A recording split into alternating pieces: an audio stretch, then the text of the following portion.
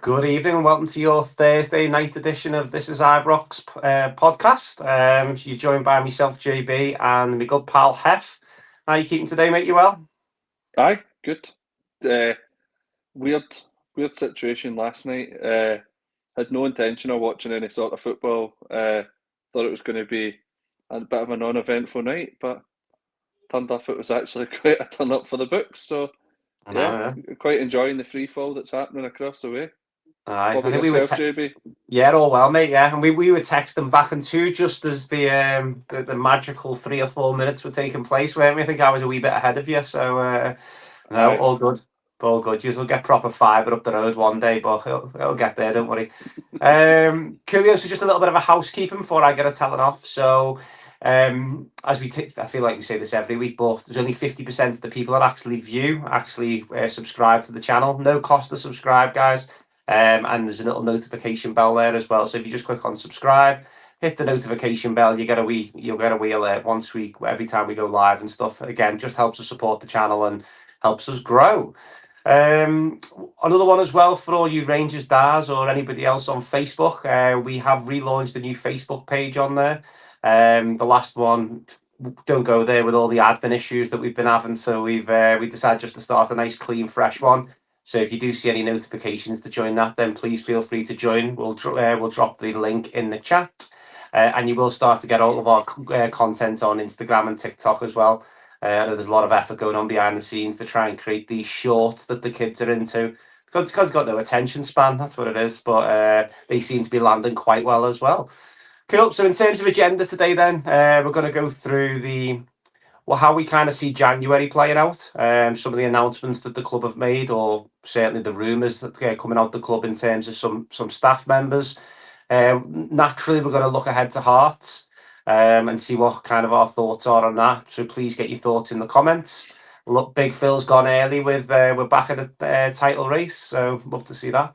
And then, as I say, we'll if we've got time at the end as well, we'll maybe bring up some of the questions that are in the comments. And yeah, we're going to be on for about 30 minutes, and then we'll be back on Sunday. So let's see where we go then. So breaking news yesterday, Hef was Stig Bjørnebye, so a name that I was familiar with.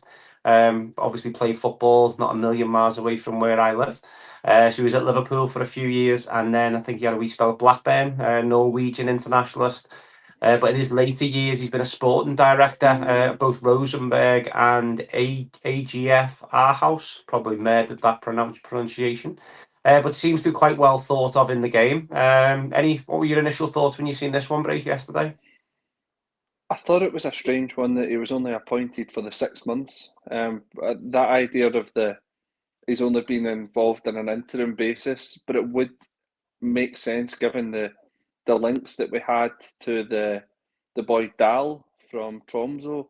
I thought it was quite a strange one that I was half expecting to see quite a lot of championship players being mentioned, perhaps some kind of lower league or not lower league, but bottom of the table Bundesliga players that maybe Danny Röhl had got some information from, or something that like ties to Danny Röhl and his previous jobs. So when it came through that for me, I'd never heard of him before. He's a bit before my time, JB, just showing your age there.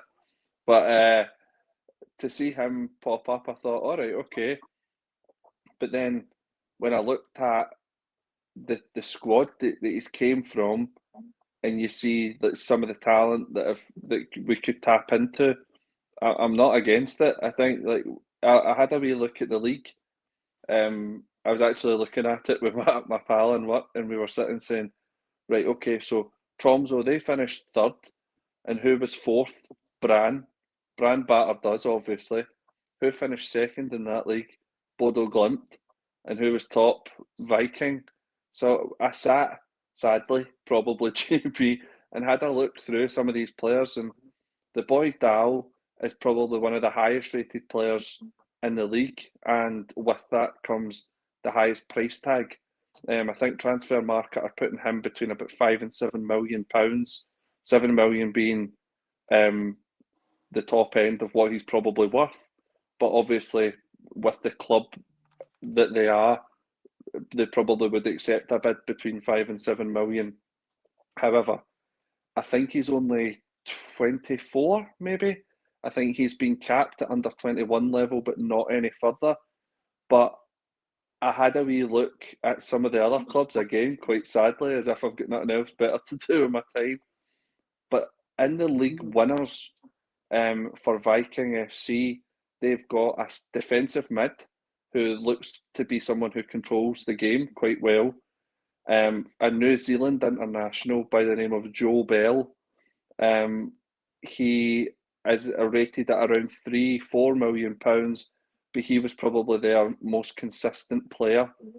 And I just had this thought that someone like him would probably be high on goals in terms of for his position, in terms of matches played, and high on assists. I think he had played 24 games and it was either 10 goals or 10 assists. And it was basically he had a goal involvement in every single game from defensive mid. And I thought to myself, if we're looking at getting players from this league, then I'm all for it. And something else was said earlier on that we were linked with a centre half from the same league as well. So if that is the market that we're looking to tap into, then I'm quite excited at the idea that we've got a specialist in that league. So that in that sense, it makes perfect sense to me. However, my worry is that if it's only for the 6 months, I've seen a few people who have maybe tweeted saying, is this basically like a kind of trial shift to get this guy in the door for 6 months to see if those transfers pay off? And then in which case, because I think when you look at something like, if you look even at across the way when they were buying the players from Asia in the Asian market, they quite quickly tapped out of talent.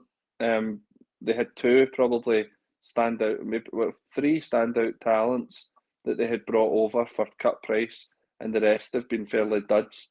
Obviously they've went on to other clubs and still made a good career, but in terms of really flying, if this is our market and we're going to go at it for 6 months, I would be quite excited then if we then said, which would be quite a kind of modern idea, to say, we feel like we've tapped that market. Thanks Stig. Let's bring in someone else to then look at somewhere. Would be quite. It would be quite interesting to see how fluid that situation could be. But no, I'm quite excited because how many years have we been sitting saying Bodo Glimt, that manager, he needs to come over and get a job in Scotland, or he needs to get a job in England or something like that, and then they didn't even win the league this year. Unless the league's not finished, but I think it has. They didn't even win the league. Someone else did, and that Tromso and Aarhus were all in the mix there. So I'm excited to see what sort of talent we can bring over, and something fresh. You look at the Hearts signings; they've came from nowhere.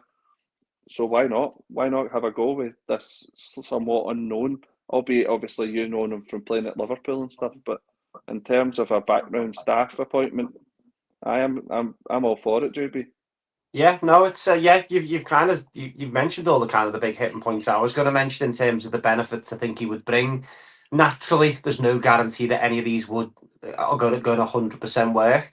One thing about the Scandinavian market is they're not going to be put off by a lot of the things that they'll get in Scotland. They're not going to be probably put off by the climate and the weather, the standard and quality of pitch. It's a very physical environment to play your football as well. There's been a lot of Scandinavians that have come over and been absolutely brilliant, whether it be Swedes, Norwegians, players from Finland. We've seen come through the league now. We haven't had the best of success over the last few years with the Scandinavian market direct. In my opinion, if you think of Asgard hasn't settled, albeit he's a Scouser who plays for Norway, so it's probably not fair to put him under that umbrella. You think about Ant-Man, there's obviously came in, signed him from Holland, but very much came from there. So again, no guarantee that they'll work. If you go back many a year, might be too young for you. Pentilla was a centre half. I think we signed him from FC Hacker. He was meant to be the next best thing. He never really settled and stuff. So, but as somebody said in the comments there, it's a market that is getting tapped into. And Braga from Hart, they come from the Norwegian second division. William 01's put in the comments as well. So again, if it's an environment that we can tap into, I mean, you've only got to look at Hamza Egerman, how you can do things a wee bit outside the box, and it's low output for high value. So again, I don't think it's been confirmed by the club, but I think it was Chris Jack or Joshua Barry that announced it from the Rangers review yesterday. So they don't tend to be a million miles away. But in terms of his performance at Rosenborg, seemed to do really well. They were struggling for a wee while, then went on to win four successive trophies. Now, not again. The games aren't won off the pitch, but it obviously sounds as if he set them up for success. And then during his time in our house, he's very much stabilised the club again, got them back from being a lower end performing team to a middle end performing team, and then he's very much identified transfers for the long term. So again, watch this space with him. So that was the first bit of news yesterday to break, and then not long after that, it was announced that it broke that Lee McCulloch is set to take a role at Ibrox as well, and I'm very much looking to become I don't think an official title's been kind of labelled yet, but almost like a head of recruitment. Been working with Brighton for the last few years. No doubt there was a Davy Weir connection there, but listening today to a few of the pods, and David Edgar, Heart and Hand, was saying how much Lee McCulloch he's actually invested in himself behind the scenes, and gone to university and got all sorts of degrees in terms of sports, well, not necessarily sports science, but certainly sport and football management. And he, by all accounts, is really well thought of in the game, and has identified some really good talent and got followed through with them deals. Where's your head at with Lee McCulloch when that was mentioned yesterday? I was completely unaware of any of the stuff that you've just mentioned there about taking time to himself and going away and doing his university degrees. So it doesn't surprise me. I mean, you saw the way that he turned up from Wigan. He was an absolute professional. Like, would play anywhere for the team. Like, defensive mid, striker, centre half. Came all the way through the leagues with us and stuff. So it wouldn't surprise me that instead of going in, I know he's done a wee bit with 5 Star and some of the events and stuff around Ibrox, but in terms of, he's not been on podcasts, he's not been doing a lot of media stuff, he's not been punditing or anything like that. So the fact that he's decided he wants to get into management and is going through it the long way and trying to get through on his own merit rather than using his name is admirable. So I'd be glad to have him at Ibrox in some capacity. I always thought he came across a really, really likeable guy, and he obviously knows his football inside out. So no, any sort of chance to get someone like him on board, I'm all for it. What I would be worried about is, again, similar to this kind of Stig thing, is if we don't have a sporting director, obviously if he's only going to be in for 6 months, who does Lee McCulloch report to, and what sort of recruitment is he setting up for? Is it strictly going to be that Danny Röhl goes to Lee McCulloch and says, these are the sorts of players that I'm looking for from the Scottish League, and then maybe looks to Stig for the kind of Northern European market and Scandinavia and all that sort of stuff. So I'd be quite interested to see if they actually came out and said that Lee McCulloch's going to be the British, I don't know how you would put that, the British correspondent for football recruitment, and then he was going to be the European one with a focus of Scandinavia. I think that would be very, very good, because it means then that instead of having a head of recruitment and sending out scouts, it means then that you can have 2 almost half head of recruitments had taken on half the role with no full-time sporting director, without having to spend an arm and a leg trying to get this next big guy in to hit the ground running with all these plans. If you just say, see, just for now, Danny Röhl's looking for a strong left-footed sided centre half. Can you find one in Scandinavia? Can you find one in Britain? And we'll put them together and see which one. I would be, if that's how it's going to work, that sounds magic. I think that sounds really good.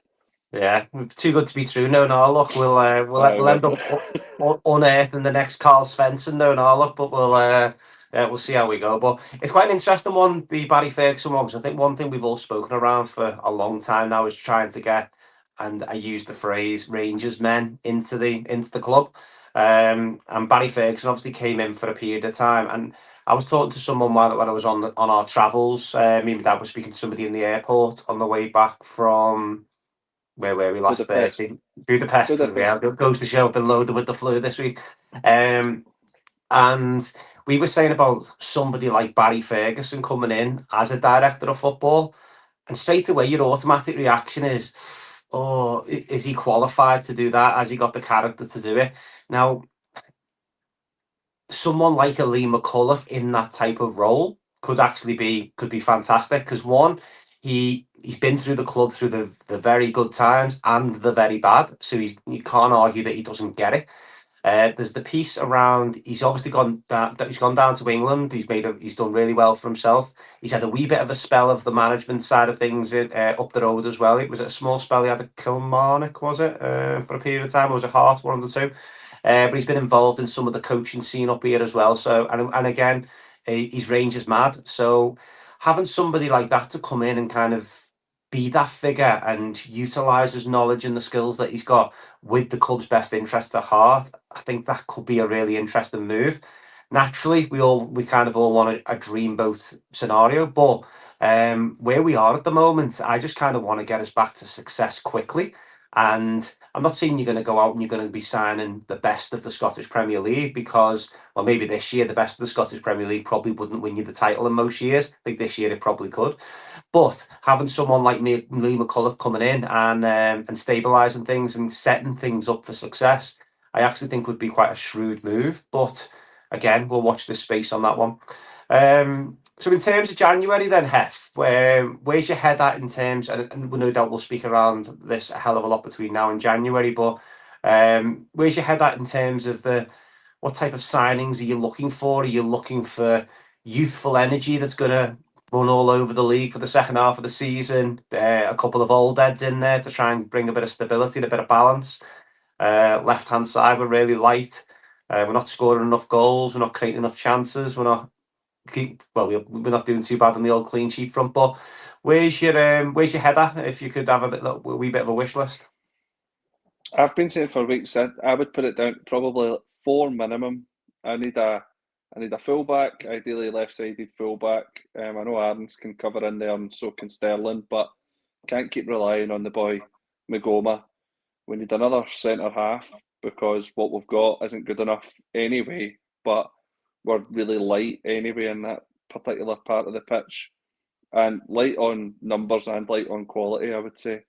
And then probably looking for someone who can fill that space in the middle of the park. Just for 2 reasons, I think inevitably Raskin is going to go in the next season or two, and you would like somebody in there who can kind of marshal the middle of the pitch, and then it means that when Raskin does go, that you've not got that immediate void in the middle of the park, that someone is already there just to kind of take the mantle, and then obviously a striker.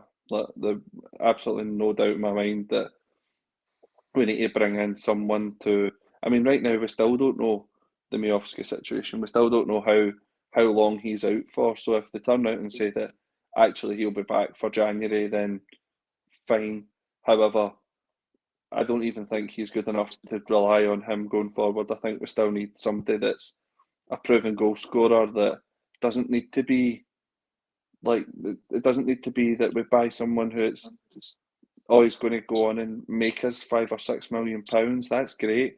Sometimes you do just need to buy somebody just to get results right now and not think about the future. Like I'm not saying necessarily that I want this individual, but if you were to talk about, for example, Lyndon Dykes, I know that years and years ago we had said that we wanted him before he went down south, and we probably could have.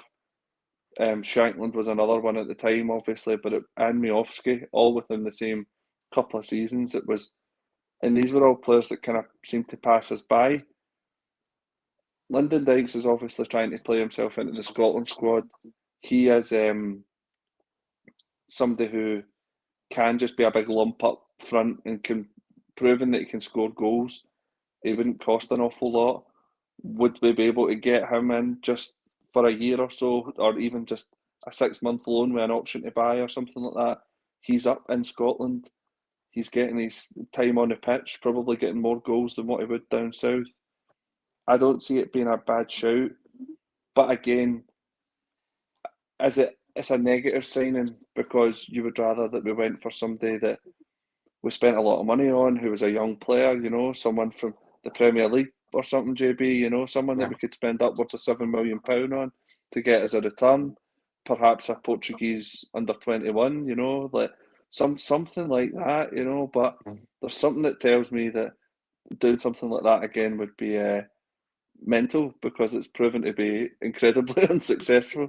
But sometimes you don't need to do it. Like, I don't know if you've ever seen the film.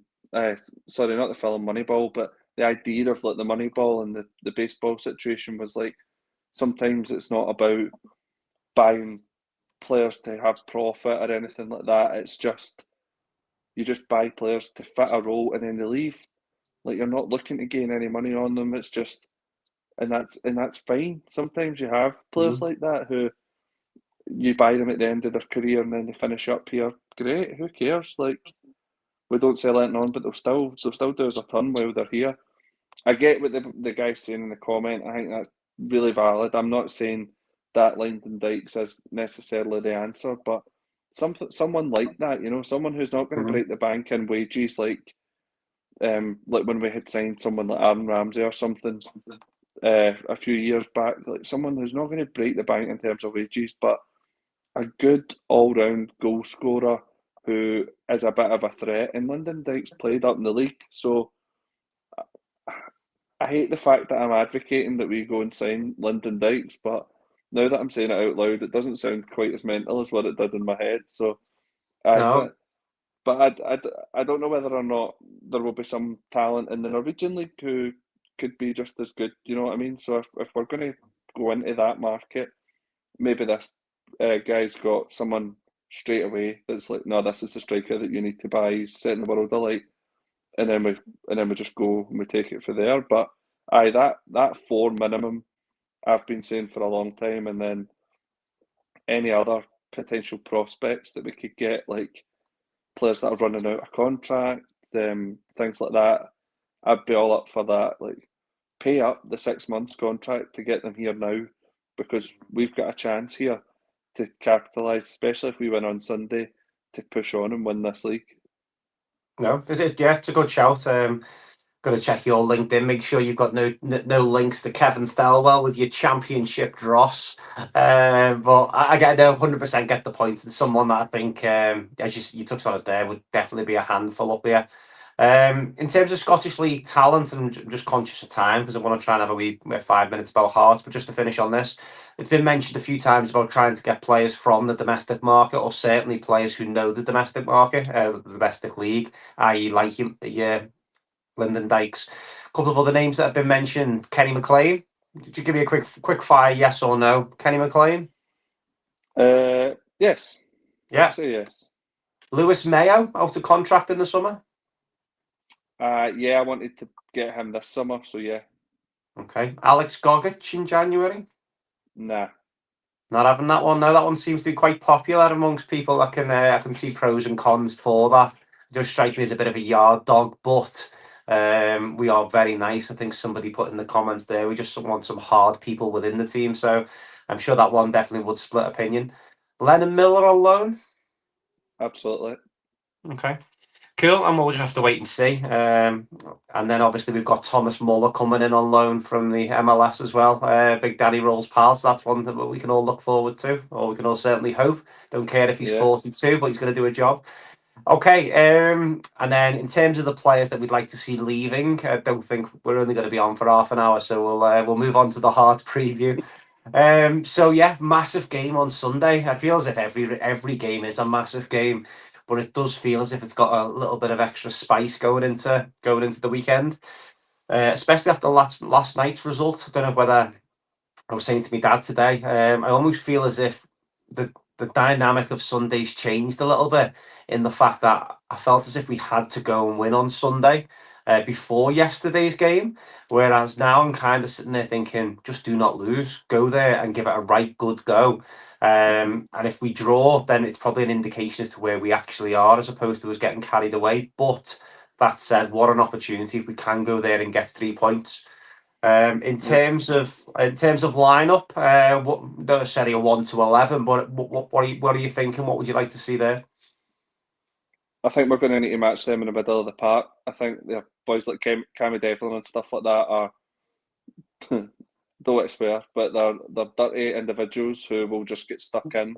And that's not a negative. I think that's what you need sometimes in these games. I think the boy Birmingham is a great talent. So with him and Cammy Devlin, and then the players that they've got, obviously the Castiris and Braga and Shankland mix. What I would like to see probably is have someone like Sterling maybe, or Connor Barron just be on Shankland the whole game and just not allow him to play off, because Shankland's role will naturally be to drop in, that kind of play that Harry Kane role, dropping in and receiving the ball in the middle of the park, which falls into Barron's territory. So just almost like what we do with Callum McGregor in an Old Firm is just pin a player on Shankland and just go, you can play it around him as much as you like, but he'll not get a sniff of the ball today. And then all you're hoping for is that Halkett and Finlay at the back, someone can match them in some sort of capacity, either be running off them, like Mikey Moore, just play. But I'm worried that we're going to have to play with Chermiti up there, who actually I thought against Hibs played some quite tidy touches and looked as if he was okay. But again, I think that Hearts is a big step up in terms of challenge opposed to what we experienced on Monday night. But no, it seems like this is the first chance that we're not just, let's just take care of our own business and just keep racking up the points. This now feels like we're taking points away from the opposition in that climb up to the league. It just feels a lot more important on Sunday, and for both sides, I think if we lose, I think there's going to be a lot of deflated Rangers fans out there, and I think if we win, the place is going to be rocking for Saturday's game after Christmas break. I think there'll be a right good buzz about the place. We've arranged beers, haven't we? So let's hope that it is. So yeah, no, I'm with you on that one. I mean, the only thing I would say about Hearts is I think we've just got to go there. We've got to make sure that we're solid to start off with. Nothing silly. Nothing. Don't give their fans a chance to get up for it. Do you know what I mean? They'll probably sell more tickets than they used to, because, which is a good thing to see, because I've said it on quite a lot of pods. One of my pet hates watching Scottish football, especially if I'm ever watching it with people who aren't Scottish football fans and whatever, and they're like, "Why is that stand empty?" And you're like, "Yeah, I don't know. They don't want Rangers fans making them money." But you'd almost look at it and go, even Hearts over the last few years, since they give us that wee corner behind the goal, the rest of the stand's empty. And you're like, come on, lads. So it will be bouncing on Sunday. I think there's no doubt about that. It'll be interesting to see how their players handle the pressure of being the favourite. It'll be interesting to see the bookies' odds on over the weekend, because do they go into this as favourites? I think if you ask most Rangers fans, I think we're probably, I don't know about yourself, I'm kind of sitting at 50-50. I think it all just depends on if we play well. If our players perform as well as theirs, we'll win, because I genuinely think there's more quality there at the top end. We've got lads there that will probably be going the World Cups. We've got proven internationalists. We've got players who have performed in Europe. We've got a decent. Well, I was going to say decent mix of youth and experience. We've definitely got the youth. I'm not so sure on the experience, but there's some really good. We have got some half decent talent in there, and it's whether it's mentality with them, I think, that's letting them down in most cases. I mean, just looking at Hearts' last 6 fixtures, drew against Dundee United, got beat against Aberdeen, drew against Motherwell, drew against Kilmarnock, who's just lost the manager. and then bounce back with a good win at Parkhead, and then a good win away at Falkirk, which you'd expect them to win. So we're not going in here to top end Real Madrid. I think we've just got to go there, frustrate, make it really get in the faces, don't let them play, don't turn it into a battle. I think that was one of the things I think Steven Gerrard learned over the years is don't go to these teams and try and battle with them, because that's what they want. They want the crowd to be up for it. I just want to see us go there and just silence them, just be really clinical, get the ball to Moore quickly, get us up the pitch at pace, and then kind of see where we go. Try and play the game in their half. In terms of formation, do you think you'll go with the 3-5-2 again? Yeah, probably. It seems to be the one that he favours when he doesn't want to concede too many goals. I don't think he's too bothered about going there and scoring 3 or 4 goals, because I know that he's probably thinking we've not got that in our locker anyway. So I think he'll go for the 3-5-2, yeah. Okay, cool. Midfield 3. I mean, the team I've drafted down would be something like Butland, Aaron's right wing back, Tav, Fernandez, and Sterling, with Magoma down the left. Or do you think there's an argument for Enciala to come in? Nah, I just wouldn't put him in so early. I think that's a big game for him to start. I mean, they only played, 20 minutes or something on Monday night, so to go from that to then starting, I wouldn't mind seeing him coming on for Sterling, because I don't know if Sterling's quite got the minutes in him yet, but no, I agree with what you've put so far. Okay, midfield 3, Raskin, Diamandi, and Barron. I don't know about Diamandi. Okay. I'd sooner have Moore in there as the playing off, and the just playing with the two, with him almost like a kind of triangle. Okay. Aye, probably something like that. Okay, and then Miovski if he's fit, and then somebody off him. If it's not Miovski, obviously, would you go with Chimiti or Danilo? I'd probably go for Danilo and Chermiti. Okay, cool. Like we started up at Hibs away. And I thought he played really well that game, so okay. I didn't think he's obviously not shown form since then, but why not? Cool. And Wellington United fan has gone with Miovski, Moore, and Gassama to come back in, who did have a bit of an impact when he come on Monday. Get used to saying that. Okay. Yeah. I know we never get this right, but score prediction? I'm going to say 1-0 Rangers. Oh, that's what I was going with as well. Who's your goal scorer? Fernandez. Oh, there you go, the big man. I'm going Tav, penalty under controversial circumstances. So that's the way we like it. Okay. Excellent then. So no, thanks for all your comments. As I touched on earlier, please like, subscribe, do all the usual housekeeping stuff to keep us happy. I can see somebody has gone with a Hearts 2-1 in there. So Wellington, we need to ban you from the comments, but no, it's you wouldn't put it past this Rangers team. Let's not get carried away that I'm saying Hearts aren't world beaters. We are far from world beaters.